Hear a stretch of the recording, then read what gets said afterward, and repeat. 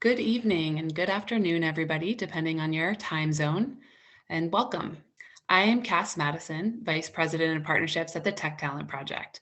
And for those of you who are new to us, the Tech Talent Project is a nonprofit organization dedicated to increasing the ability of the US government to recruit and retain modern technical leaders. I am so thrilled to welcome you today to the first demonstration event of the second cohort of our Tech Executive Leadership Program, known as TELE for short. The TELE program is an initiative, a joint initiative of the Tech Talent Project and the Aspen Tech Policy Hub. And it is a 10-week skill building initiative designed to prepare experienced technology leaders to engage effectively with public sector challenges. The program provides these senior technology professionals with unique leadership opportunities to build skills through real-world engagement with government and policy. And the Hub and the Tech Talent Project came together this spring to run our second cohort of this initiative. So every week from January to mid-April, we met with our cohort of TELE leaders to prepare them for this government and policy work. And this evening, you'll get the chance to hear from a few of these leaders. They will be presenting the results from the culminating project of the TELE program. So throughout the TELE program, we ask leaders to participate in a variety of exercises, from writing policy memos to creating stakeholder maps to working on a 6-week challenge project. And this culminating project really asks them to take all of the skills that they learned from that 6 weeks and to devise a solution to a policy problem that a government is facing. So the first set of projects that we'll be showcasing today are focused on improving the state of California's project approval lifecycle process. The state of California's current process is designed mostly for large, fully planned technology projects. And while this process is thorough and has done a great deal for the state of California, and particularly around legislative oversight and oversight-ability of agencies, it can be cumbersome for stakeholders to navigate and can slow down the pace of much-needed innovation at the state. So our leaders were tasked with answering the question, how can the state of California improve its project approval and oversight process to better balance oversight with speed and delivery? And our leaders were essentially split up into 3 teams. And as such, we'll have 3 teams presenting their own unique solutions to you today. Just to be clear, the teams only had a few weeks to both understand the complexity of the problem and to propose viable solutions. And I think, as you'll see, they've come up with some outstanding work in this limited time, which just goes to show what is possible when you combine the creative thinking from modern tech leadership with the great work of civil servants in government to improve government and services. So just a few brief logistical announcements. After all of the presentations, we will introduce our fabulous keynote speaker for the evening, Sonal Shah of the Asian American Foundation and formerly of Georgetown's Beeck Center. Sonal, we're so excited to have you with us today. We also want to note that the teams are releasing their projects live. So please check out the links in the chat box so you can follow their products in real time.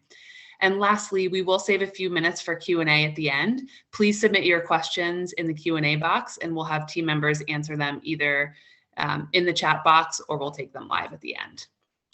So with that, I am thrilled to introduce the 5 TELE leaders on the first team for this evening. The first team includes Colin Jenkel. Colin is an IT leader experienced in product ownership, service delivery, and crisis response, and he is currently at AM. Michelle Lee is a product lead at Protocol Labs, and where she has helped governments adopt modern text and email and helped create Google Forms. Genevieve Lang is a climate tech strategist who was most recently a fellow at Environmental Entrepreneurs.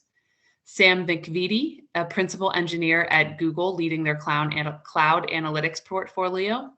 And Tejash Unadkat, an experienced business technology and product leader who is currently an entrepreneur in residence at Perkins. So for this presentation, we have Colin and Tejash presenting. So over to you, Colin and Tejash. Thank you, Cass.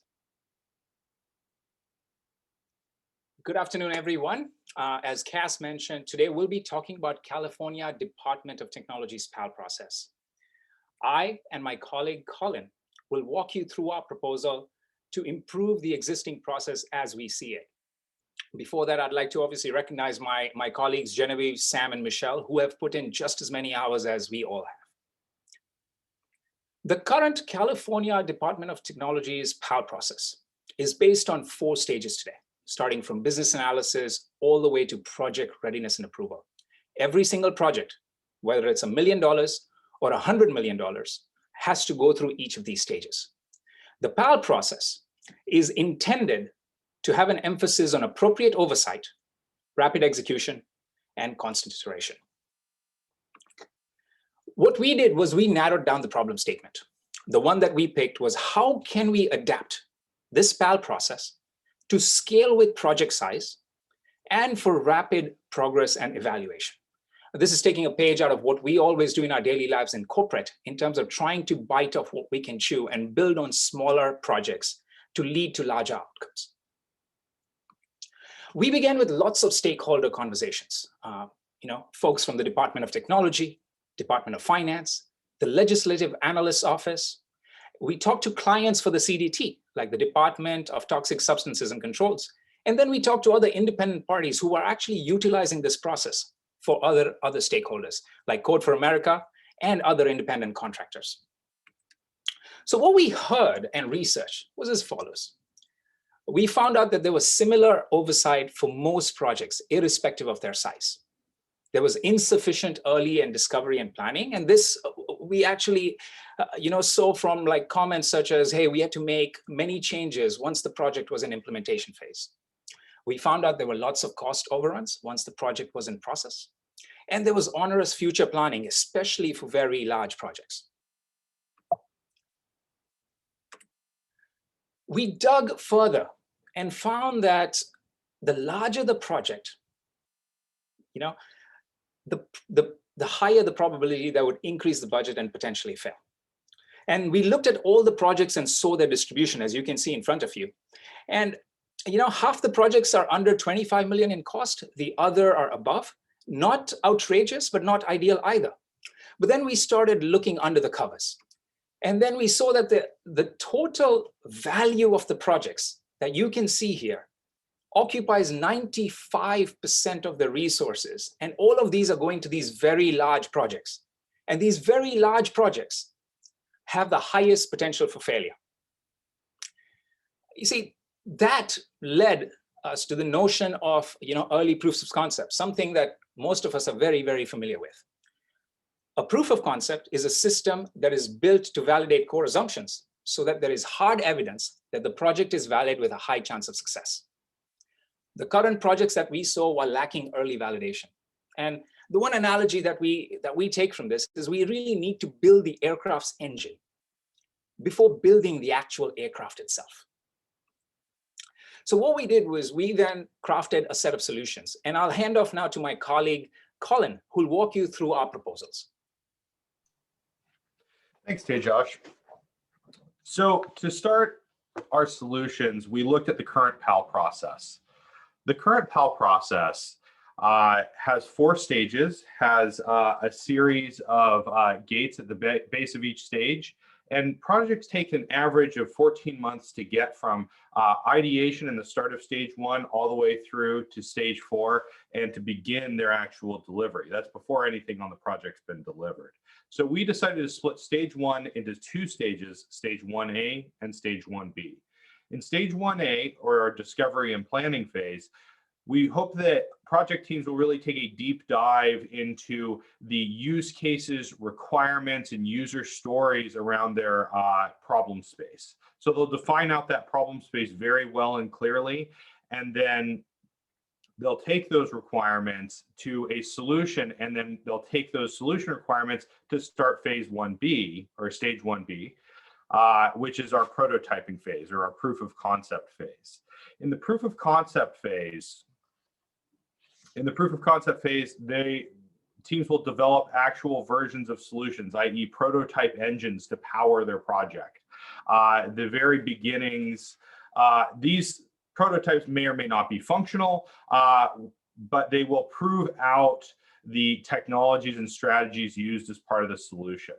So what this looks like visually is that we're going to have this stage 1A, where you're going to do all of that user research and do all of that requirements gathering. And then once you enter stage 1B, you're going to build that prototype engine, but you may not build it just once, but you may indeed need to iterate a few times to get it right, which will provide you the clear feedback you need to move forward in the process.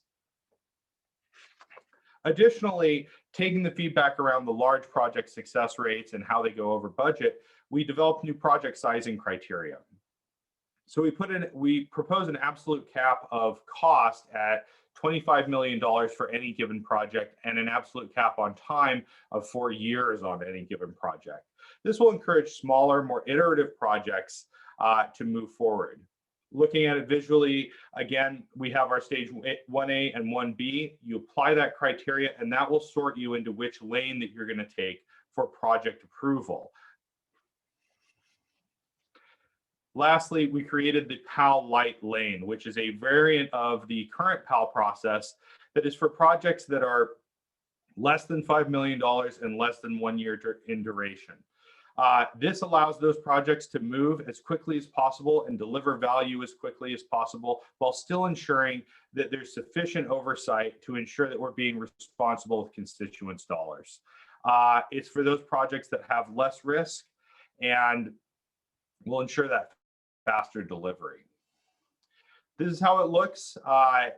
With this, you'll take that new stage 1A and 1B, apply the criteria we discussed, $5 million, 1 year, and then you'll get sorted into either the stage 2 light process or the stage 2 full process. Once again, this is the current PAL process with its 4 stages. And then we're going to be changing it into this new process where you start with discovery and planning, getting to know your problem space, then moving into your iterative proofs of concept, applying your criteria, and then sorting into the 2 different lanes for approvals and oversight.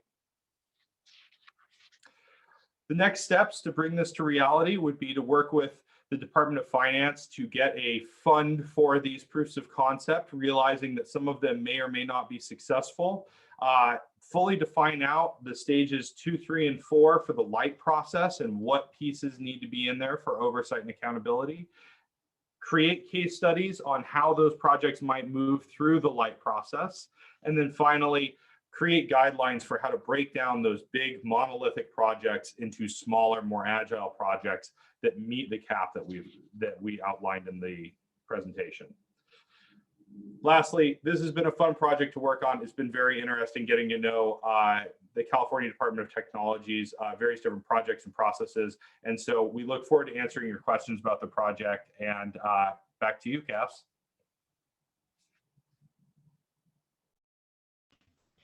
Thank you, Colin. Thank you, Tejas. And to everyone from Team 1 for your creative ideas for streamlining the project approval lifecycle. I also do want to remind folks in the audience that if you have any questions for our leaders, please put them in the Q&A box at the bottom of the screen, and we'll get to questions towards the end of the webinar. Also, if you look in the chat, you'll see the link to this team's products. Next, I'm thrilled to introduce Team 2. This team includes Rohit Chandra. Rohit is an engineering leader who is currently VP of Engineering at the startup Sunshine.com. Erica Chung is a medical researcher turned tech and innovation ecosystem builder who is the Chief Executive Director of the nonprofit Ethics and Entrepreneurship. Laura Lanford is an engineering executive who is currently VP of Engineering at Nava Benefit Corporation and makes government more responsive to citizens. We have Craig Montori, an experienced nonprofit and startup leader who is currently co-founder of the C19 Coalition and Global EIR. We have Carlos Torres, who's general counsel at Turvo, a supply chain logistics cloud company. And finally, Greg Warden, an engineering leader who was most recently VP of Engineering at Chain Analysis, a top cryptocurrency analytics firm. For this presentation, we have Rohit Chandra and Erica Chung presenting. With that, over to you, Erica and Rohit.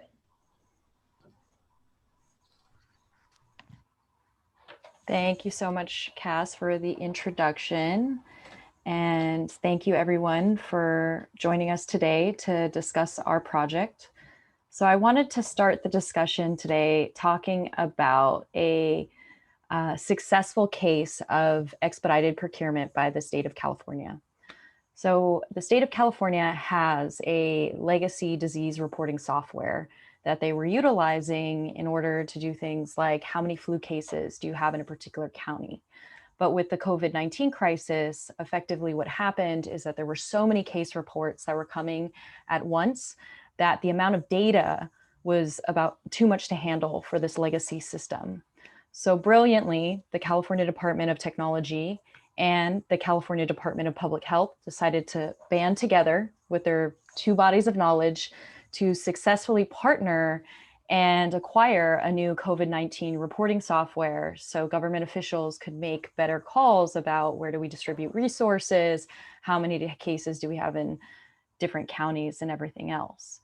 And so it was success stories like this that really begged the question of, how is it the case that this COVID-19 reporting software was acquired in 2 weeks when typically you see technology being acquired in about 6 months, even for high critical products. So we had seen this success case, and we had also paid attention to the fact that the state of California had launched the Vision 2023 project. And effectively, the Vision 2023 project was to start to convert a lot of government services over to digital products and to allow more digital procurement of technology software, both for the operations of government, as well as to make more government services available and accessible through technology. So one of the research reports that was conducted in order to help bolster this initiative of Vision 2023 had highlighted a couple needs and a couple of observations about what the California needed in order to make this digital transformation possible. So one of the things that they noted that was a key need is that there's this key importance of cross-departmental collaboration, as well as sharing infrastructure amongst the different agencies and departments. The secondary thing is that a lot of public workers require the technology skills as well as the training to sort of empower them to be confident to orchestrate these multidisciplinary teams. And the third thing is that they were really requesting more consistent advice and support from the CDT office.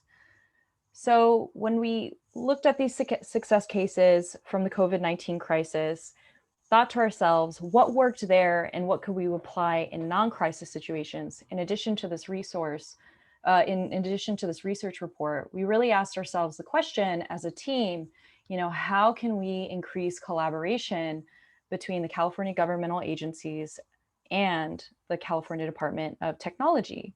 And ideally, if you have this increase in collaboration, that'll improve outcomes in the services that are provided, that'll reduce the project delivery time, and ideally, it would also reduce cost.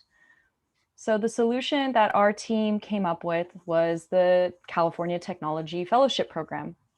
So what we suggested is creating a 12-month program where you embed 12 senior professionals that work across 10 different state departments to come into the CDT office and work on procuring some subset of innovative technology products. And below, we have a figure of what that looks like, of what a possible cycle you could have for a program like this. You would have the applications where employees could apply. There would be a cohort selection. And ultimately, a key outcome of the program is to essentially take and procure, leveraging the PAL process or the information from the CDT department to bring in and procure a new innovative technology to help either facilitate better governmental work or provide a stronger governmental service. And I will now pass the floor over to Rohit to get into more detail about what this fellowship will look like. Thanks, Erica. Let me first talk a little bit about what it takes to establish the fellowship. And I'm going to talk about it from the perspective of three different stakeholders: the CDT, the state departments, and then public employees. So what we're proposing is that this program is owned and managed by the CDT, which means they need to formalize the structure, develop the training material, and coordinate all the program logistics, including communication, scheduling, and so on. The state departments would advertise the fellowship, solicit and select candidates from within their employee base. And that's the role that they would play in staffing the fellowship. In addition, they would propose projects that are critical to their infrastructure needs. And last, they would cover the vacancies for the period of time when the selected candidates are on a rotation program as part of the fellowship. The public employees themselves apply for, and if selected, participate in the fellowship program. One key aspect that I want to emphasize is to garner executive level sponsorship for this program at the highest level possible. If, for instance, the governor of the state, the director of the CDT, and the heads of key California departments can lend the weight of their office and be vocal in championing this program, that we believe will be a huge factor in generating enthusiasm for the fellowship program and enthusiasm around a new way of doing technology projects for the state. After fellow selection, let me talk a little bit about what it takes to run the program. So one key facet is identifying the projects that are shepherded by the fellows. And by the way, the shepherding for us is literally the visual of taking projects all the way from inception through the PAL lifecycle. So in addition to the regular considerations in selecting a project, we're proposing that we actively solicit proposals from both CDT and the departments with an eye towards foundational improvements that often get shortchanged in the day-to-day running of technology. The second aspect would be, we want to pick projects that can be completed within a year because that's the duration of the fellowship program. In terms of training fellows, this is tying back to the need that the employees have a need and a desire to gain greater expertise in their space. We want the CDT to explicitly design a training curriculum that trains the fellows in modern agile services, human-centered delivery, the PAL process, all the key learnings that we want to propagate within CDT and within the departments. The second facet of training would be to encourage the fellows to proactively challenge the status quo, not to take things for granted. And this way, the fellows themselves can be the change agents over time who drive enduring improvements beyond just the current project during their fellowship. In terms of professional development, as part, sorry, Erica, if you don't mind going back. In terms of professional development, we want to make sure that during the course of the program, we're able to organize leadership seminars, public speaking events, as well as give opportunities for the fellows to network and connect with senior officials within the CTT, as well as within other California departments. Information sharing becomes key as we want to try and drive a culture change. We want the fellows to play an active role in disseminating the learnings and the best practices that they take back with them when they go back to their home departments. And we want the program to be sustaining. At the end of every fellowship cycle, the CDT should drive an effort to examine what worked, what didn't, so there's a rhythm of continuous learning and improvements on an ongoing basis. So tying back a little bit to what Erica led up with, we believe that it is this deep cross-department collaboration that drives knowledge sharing, faster decision-making, and a willingness to challenge the status quo. And this, we think, will drive results that cost less, are faster to market, and deliver higher quality outcomes for the state. We believe that there's some additional benefits that we strive for with the fellowship program. The first is the culture transformation piece. We want the fellowship program to set the tone and the standard for cross-agency collaboration and for how technology projects are done within the state. Second, if we pick the projects well, we can start to chip away at the technical foundational improvements that often get short-shifted in the day-to-day. And last but not least, enthusiasm for this program can drive employee engagement and drive professional development opportunities for the employee base. Rika, back to you. So with that, we're hoping, and one of the things that we understand is that in order to make Vision 2023 come to fruition, in order to see this digital transformation and better procurement of technology products that can be utilized by government workers and also by the public, that collaboration is key, that the development of multidisciplinary teams is essential, and facilitating these sort of cross-departmental relationships is really going to be essential to making sure that that happens in a timely and effective manner. So now we have this as a sample document, but hopefully it'll become a reality, because we really think that this is the fundamental piece to create more agents of change and more innovation within the government and through government services. So with that, I look forward to your guys' questions in the Q&A, and I will send it back to Cass for the next team. Thank you so much, Erica and Rohit. I especially appreciate your idea, because it has that cross-agency collaboration. It is so important. Oh. My apologies, having video problem. Okay, so now I would love to turn it over to our final team for the evening, Team 3.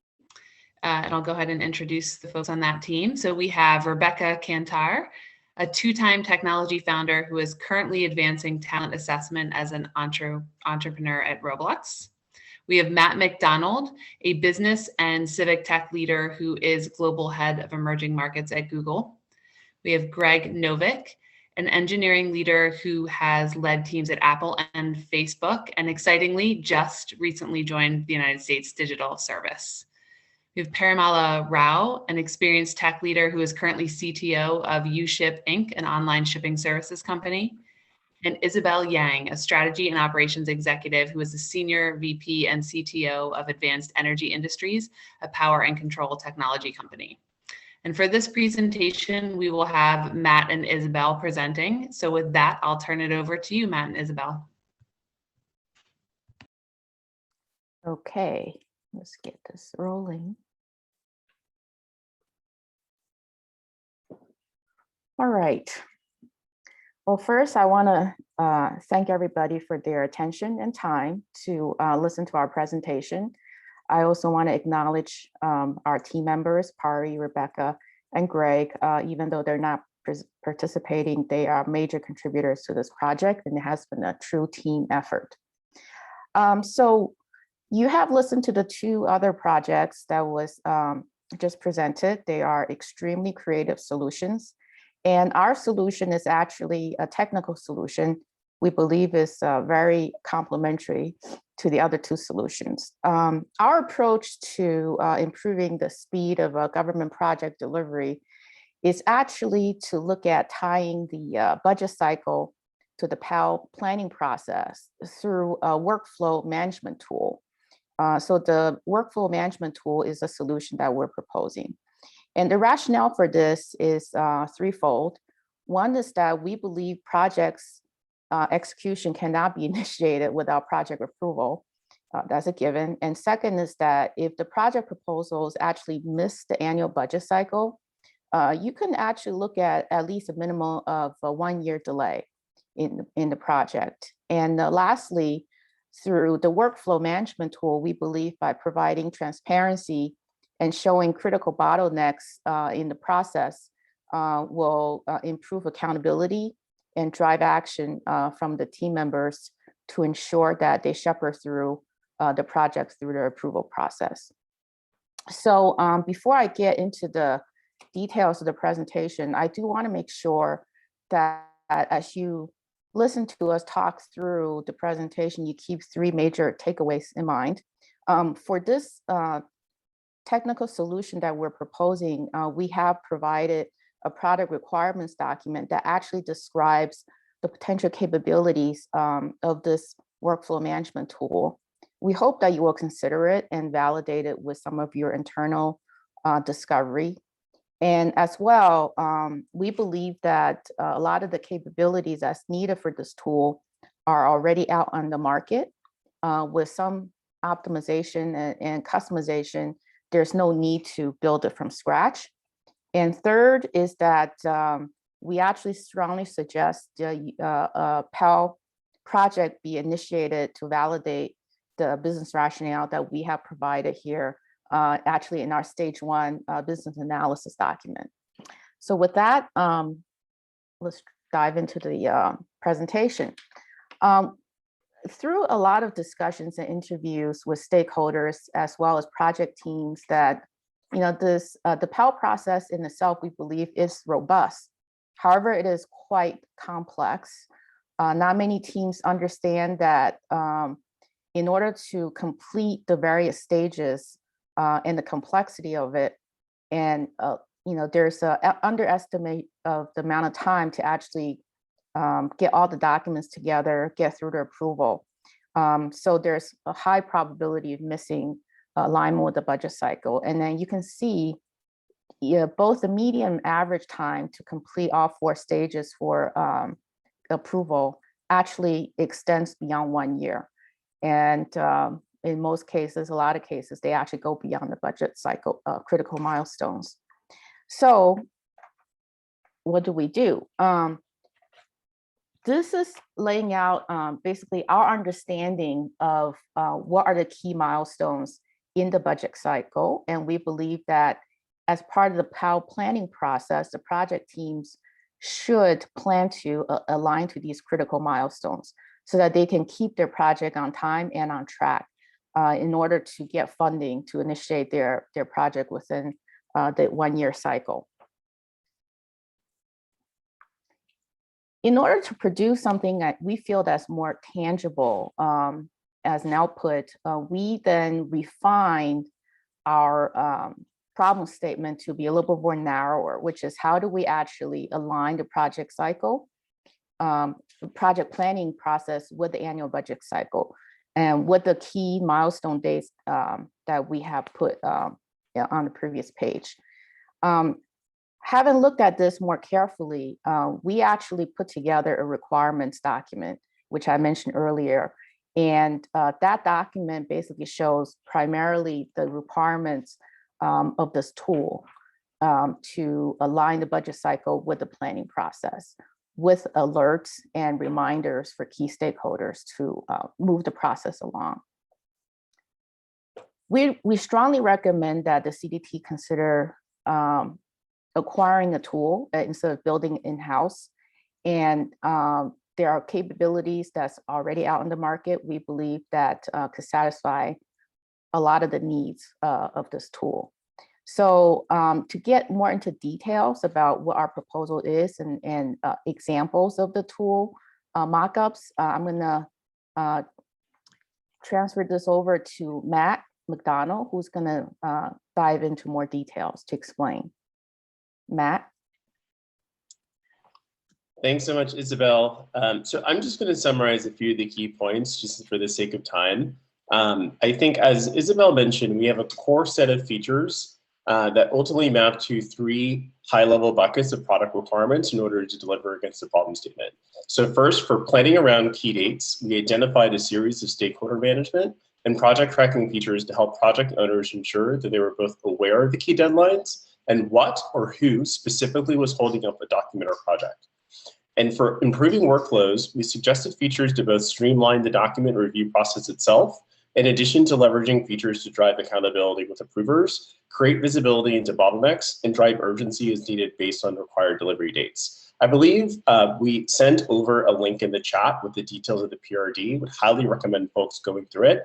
But for the sake of time, I won't go through it now. But if we just skip to the last slide of the presentation, I'll just quickly walk through the top level summary of next steps and what we recommend to bring this to life. So ultimately, as Isabel mentioned earlier, we have a pre-filled stage 1 business analysis form that can get the process started.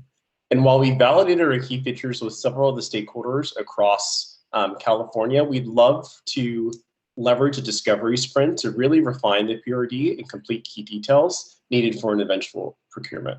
And finally, we suggest that the group run a pilot program to test the tool with the diversity of projects. We know that a lot of projects have distinct needs, and so making sure that we get sort of a fair balance of inputs across potential projects would be really important. And so that would be sort of our last recommendation. So with that, I'll hand it back to Cass.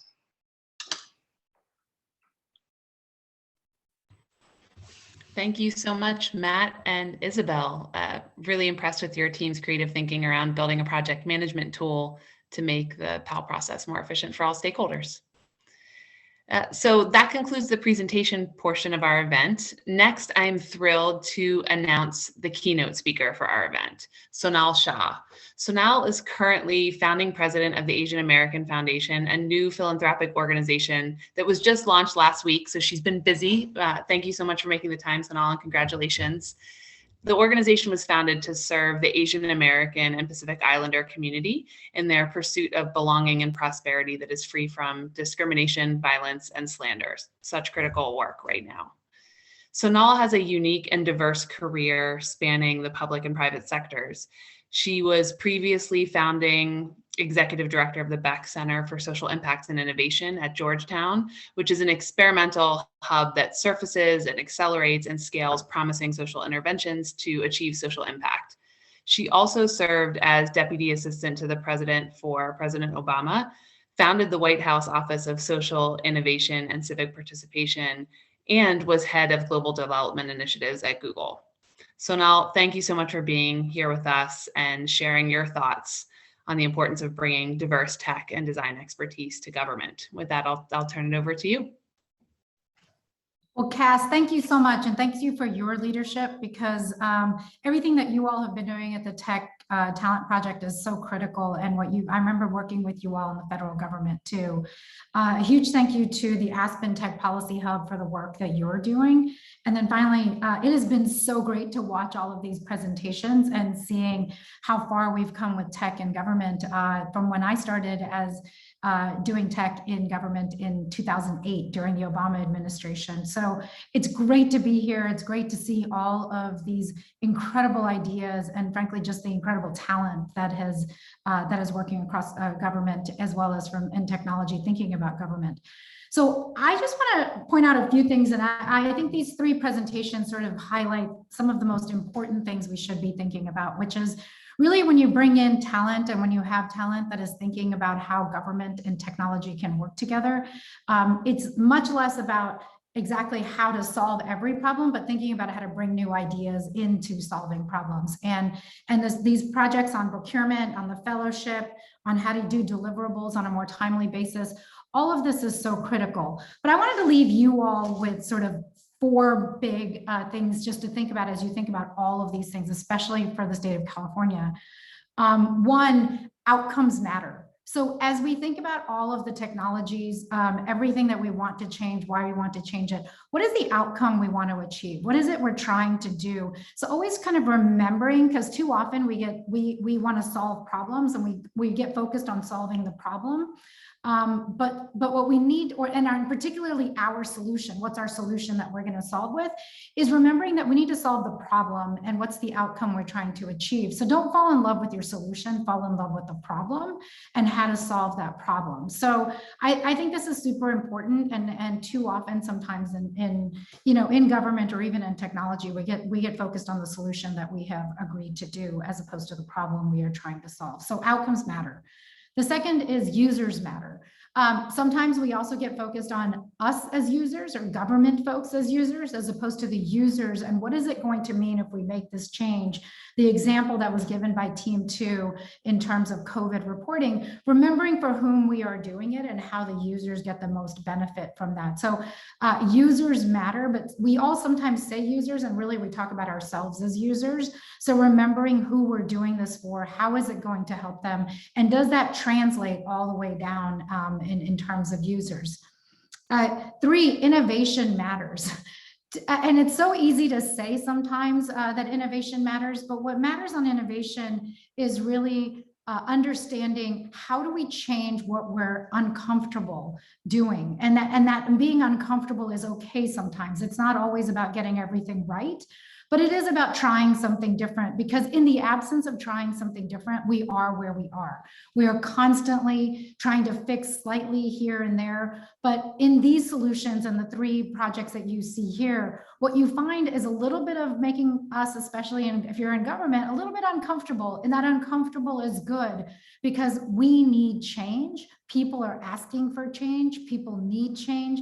And technology is already there. So how do we use it effectively to make it, make innovation work in government? And that matters a lot. But it's going to make us uncomfortable. And I just want to know that it's going to make everybody uncomfortable, but we need to be a bit uncomfortable. And then the last is communications matters. Too often we get so caught up in solving our problems and doing the things that we do in government, how we communicate it to political folks, how we communicate it to the public. Usually the easiest thing to do is to talk about cost savings, but that's not really what the public cares about. It's the fact that something gets solved in their lives and not just about how much more money we saved. And even though that is the natural instinct of government to talk about how much more money we saved, what really people are looking for is thinking about what problem got solved, how might they solve, what does it mean to them, why does it matter? So really thinking about whether you are going into government to do technology or to help, or whether you are a government person working with technologists, remember how that communications really does matter. We sort of underemphasize the problem for that, but the communications function, the communications portion is actually really critical, both to the public, but also to within government, to explain to people why we're doing it and why it's important. And then finally, I would say, and I know it's sort of inherent in all of these conversations, is if you are creating a technology innovation hub or a group, make sure everybody's talking to each other and we're learning from each other, because too often we live in our silos, and silos are sort of how we all stay. Why the US Digital Service works and why other programs have worked is because people talk to each other across different silos. So I think it's important. So I really am super excited about the work that California is looking at. I'm super excited about these projects that everybody has been talking about. And I look forward to the questions that you all ask of these great projects. But really, as you in government think about this, really think about how you might be uncomfortable and try something different. For those of you that want to go into government, that are technologists, be patient, because this is just hard work. It is not easy in any way, shape, or form to think about breaking things all the time, because really it has consequences on people's lives. It has real consequences to people. This is not a choice that people have. Government isn't a choice. Government is there as a last resort for many people. So breaking things and testing out things has real consequences. Why it really matters as to what it means when we do in government and what problems we're trying to solve for whom. So I know this is super exciting. I am grateful to everything that the Tech Talent Project is doing, that Aspen is doing, and that all of you as leaders in this program are doing. So thank you for having me, and I really look forward to seeing how this gets implemented. And I'm going to turn it back over to you, Cass. Thank you so much, Sonal, for your inspiring words and for thinking about and responding to our team's projects. I really loved that you led with the idea that outcomes and users matter. I think it feels so obvious, but is often missed. And it just has real consequences for those that rely on government systems and services during critical periods of their life. So really good messages for folks to take to heart. So now I think we're going to bring up all of the speakers, and we are going to do some Q&A. So just as a reminder, if you have questions, go ahead and use the Q&A box. And I would love to just start with a question for Sonal. Sonal, at what point is trying things too risky to not get it right? When can you try things, and when is it too risky to try new things in government? I think with everything, there's always this question of what are we trying for, and always measuring to what's the risk we're willing to take. It's not so much that everything is a risk. I mean, anytime government makes an investment, it's a risk. So the question is, what's the risk we're willing to take, and what's the impact it will have on people's lives if we're willing to do it? I will just say, I think sometimes we're uncomfortable taking risks because we think we're always measuring in government, at least having been there for many years. The thing that we're afraid of is what might fail all the time, and we will go through every machination of fail. But frankly, it's already failing. And so if we're not trying something when things aren't working, why aren't we trying it? Why are we uncomfortable? Why are we comfortable doing the exact same thing over and over again, getting the same exact result, and then realizing that we didn't try something different? So you could always take measured risks, but it's important that we think about it in today's time to take a bit more measured risk. That's a great point. And just a follow-up question for you on the project. So the projects we talked about today, like, really get into the weeds of project management and technology processes at the state of California, which may seem like archaic or kind of overkill to non-technologists. Like, why do we need these oversight processes? And how would you explain to non-technologists why improving some of these adjacent technology approval lifecycle processes are so important to the delivery of effective technology in government? So I'm a geek by nature, so I'll answer this question knowing that I'm a geek by nature.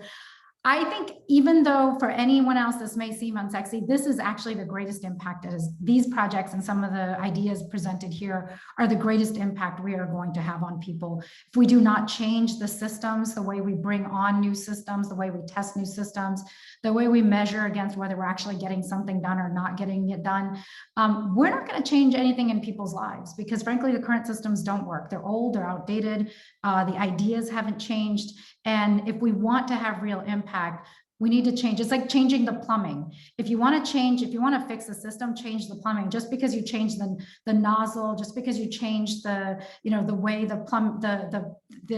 your faucet might look, if you didn't change the plumbing and the plumbing hasn't been updated, you're still going to get a drip. It doesn't really matter. So this is fixing the plumbing. And if we get the plumbing right, you change the flow of water that comes out of the pipes. And that's actually what I think what these projects do.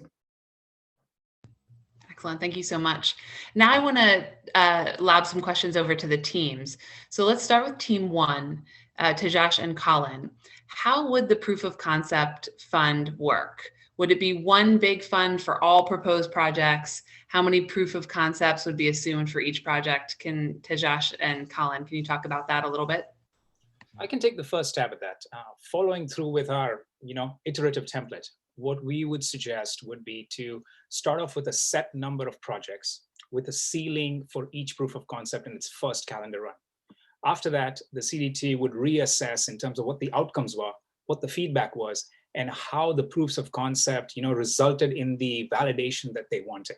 And after that, they recalibrate accordingly in terms of either increasing, decreasing, or changing some of the variables around the proof of concept fund that we have in our presentation.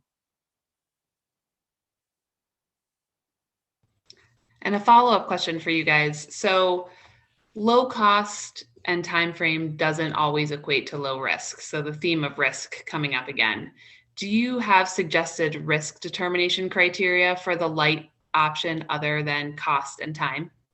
So I'm going to pass this over to Colin because he's our resident chief risk expert. Thanks, Tejas. Yeah, so we've actually put together a pretty good little flow chart that sort of takes you through what considerations there are to reach that PAL Light stage. And some of those, actually, we've asked that a information security officer would actually review some projects that involve like particularly sensitive things like health data, financial records, things like that. There are some things that are not necessarily appropriate for rapid prototyping, especially those things that deal with really sensitive personal data, where there's a risk of losing our citizens' trust.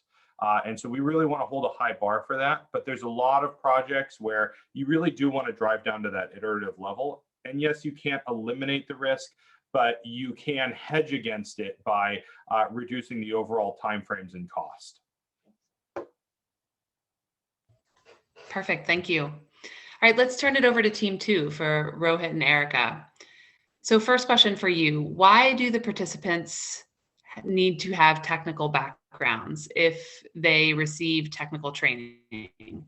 Are there many technologists working at the state who aren't at CDT? I can take a stab at that. I think that we want people with some background and experience so that they at least hit the ground running in terms of sort of shared base of understanding. The training part really is, we heard the need from many of the employees that they want to gain expertise in many of the foundational technologies, processes, user experience, user-centered design. So to the extent that we want those disciplines to increasingly become first class across the state, investing in sort of a little bit more structured training program so that that training can permeate through the organization when they go back, sort of was the motivation for the training. And obviously you want to sort of start with employees who can be over time sort of those change agents and take the learnings back. Great, thank you. And another question for you all. How do you think you can get state agencies to buy into this fellowship program? Do you think other departments will be resistant to lending their employees? Rohit, do you mind if I start and then we Go for it. I think one of the good things that when we were doing a lot of the research for this particular program is the fact that a lot of state departments are really have one strong understanding that technology is really crucial to helping improve their day-to-day work, as well as the delivery of the programs that they're offering in their government service. So at least at that point, there's this understanding that there's this like urgent need in order to start getting more procurement of these software. So I think that helps at the department level when they've conducted sort of this research that they want to be able to procure more technology faster and to start integrating that more effectively at a minimum through their department and even cross-departmentally. I think another strategy you can take is if you have the CDT department also try and say, hey, Department X, we have this project that you guys have been wanting and asking and requesting to get bids for and to go through the whole PAL lifecycle. We could potentially put this PAL project in this fellowship program to help expedite and get this actually approved and integrated into your department a little bit faster. So that's at least one strategy of, I imagine, many strategies to try and get departmental buy-in. And Rohit, did you have anything to add? No, that was well said. Great, thank you, team 2. So team 3, Matt and Isabel, what do you think the biggest challenges will be in building the tool that you're planning?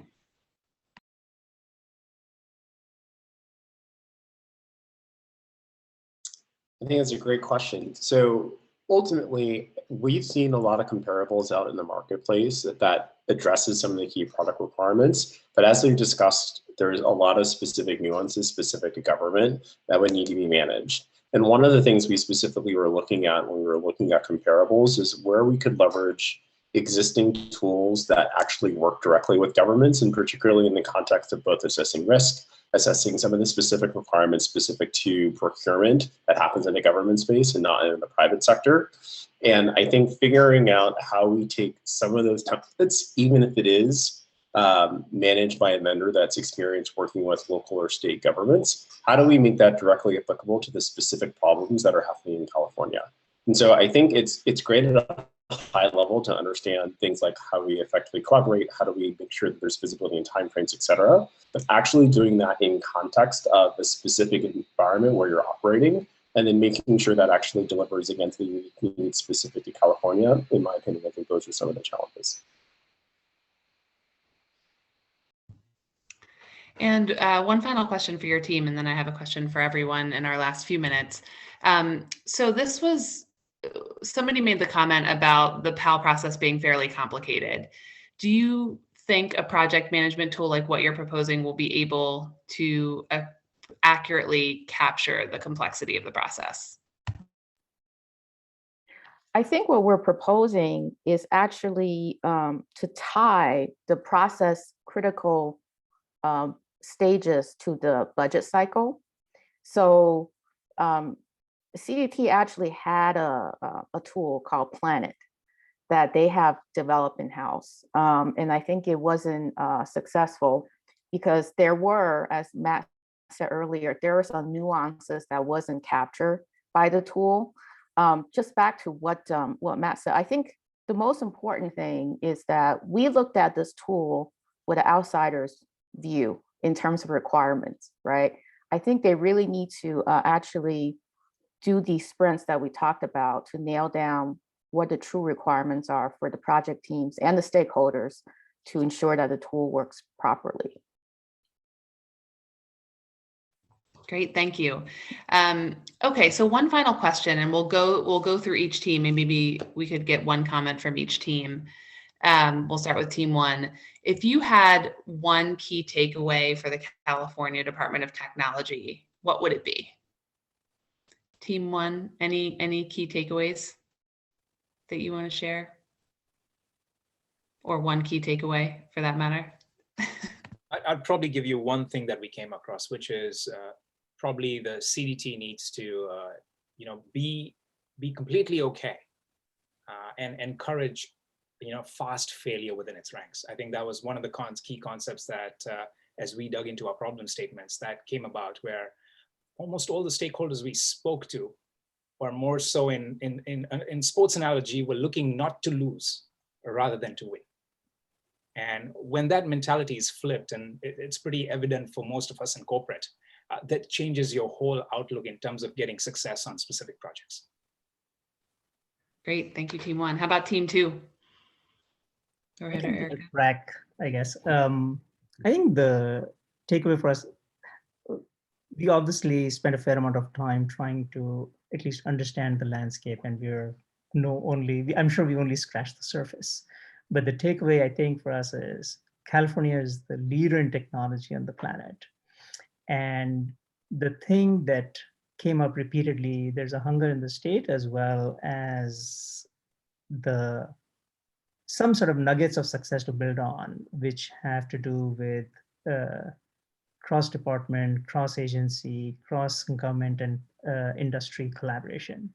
And so the question for us was, how can we find a vehicle that can be concrete, that we can put in place, that can catalyze that kind of change? So for instance, I think we do believe that the ingredients are there. We need the catalyst where we can sort of make this much more vibrant, build enthusiasm for building great technology, enthuse people, and maybe the fellowship program can be something that we can hold up and say that this is the way to do things. So that was sort of some of the thinking behind our proposal. Thank you. Team three? I feel like they need to walk the talk of technology, right? Because as we were looking through these forms for the PAL process, they're actually they're Word documents, right? And that's why we're proposing this tool, because a lot of the processes can be automated if done correctly. And that's one area I feel like, to really walk the talk from a technology perspective, they actually have to adopt technology that's, modern and address some of the problems that they have. Great. And Sonal, any parting words for CDT from anything you've heard? Yeah, I'm just going to echo everything everyone here has said. And I think the one thing I would tell you at CDT, and this is sort of a leap of faith we took in the federal government in 2009 when President Obama came in, is you have to go do it. And then what you have is a generation of people who will want to not only work in government and make change happen, but people who will understand how government operates and how they also can interact with government. And if government is about the people and for the people, we need to bring in new people, we need to bring in new ideas, and we have got to do something different because people are asking for it, people need it, and it behooves us, for those of us that work in government, to make that change happen. Excellent, thank you.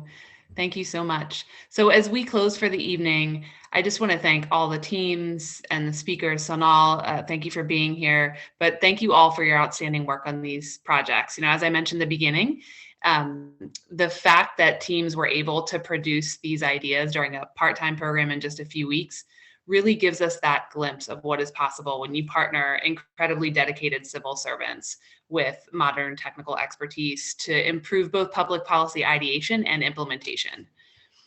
So before we close for the evening, I just want to take a moment to thank the team behind the scenes too, who made this specific event possible. This includes our wonderful tele staff, Meha Lua, Betsy Cooper, and Mai Sisla, and our partners at the California Department of Technology, along with anyone who interviewed and supported the teams during their sprint work. I'd also like to thank Sonal Shah again, and of course the tele leaders themselves, all of you for the incredible work you've done. And we also hope you'll join us next week. We'll be releasing 3 more projects from our tele leaders. The event will be on Tuesday, May 18th at 1 p.m. Pacific time, 4 p.m. Eastern time. We'll be focusing on 3 projects that are about helping governments think through the merits of a digital vaccine credential for COVID-19. So another really timely set of projects. The event keynote will be Sid Harrell, author of A Civic Technologist Practice Guide. And we've pasted the registration link for that webinar in the chat, and really hope you'll join us for that session. Thank you again for being here, and hope you have a great evening.